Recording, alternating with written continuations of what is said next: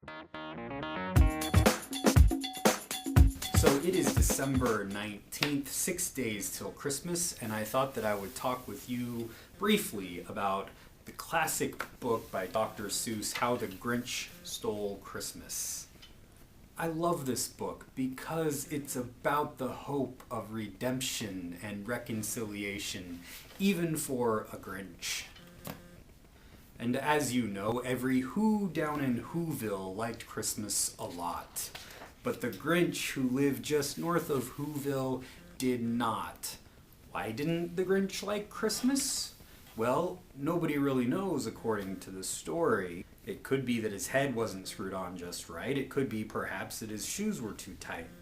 But I think that the most likely reason of all may have been that his heart was 2 sizes too small. That's the reason that the book gives. But I think that the book gives another reason, and mimetic theory helps us understand this reason. You see, it's not because of something so much inside of the Grinch, but it's about the Grinch's relationship with the Who's. Because you see, the Grinch stood there on Christmas Eve hating the Who's. So the Grinch hates Christmas because he hates the Who's. Why does the Grinch hate the Who's? Well, we don't really know, but we can make some pretty good guesses. The Grinch has isolated himself from the community of the Who's. We don't know why he has done this, but isolation tends to make us resentful because we are social creatures and we want to be part of a community. We are drawn to community. And whenever we isolate ourselves, we tend to be resentful of those who are in community. Why? Because we want the community that the other people have. And especially if they are joyful and in relationships of love, we become even more resentful and even more bitter because that is exactly what every human wants. So the Grinch desires according to the desires of the Who's, who desire to be in community, who have this community, and that's what the Grinch wants. So that's why the Grinch hates the Who's, because he wants what they have, and that's why he hates Christmas, because Christmas is when community happens at its best. So the Grinch seeks to sabotage Christmas. He goes around at night and he steals everybody's toys and all of the food. So the Grinch took all of these toys and the food and the trees 3,000 feet up to the side of Mount Crumpet. He rode with his load to the tip top to dump it. And then the Grinch opened his ear to try to listen to the Who's that he thought would be in mourning because Christmas wasn't there. But he didn't hear a sad sound, he heard a merry sound. The Who's were all celebrating. And this is where it gets interesting, because you would expect the Who's to get all angry and seek some revenge on the Grinch. But that's not what they do.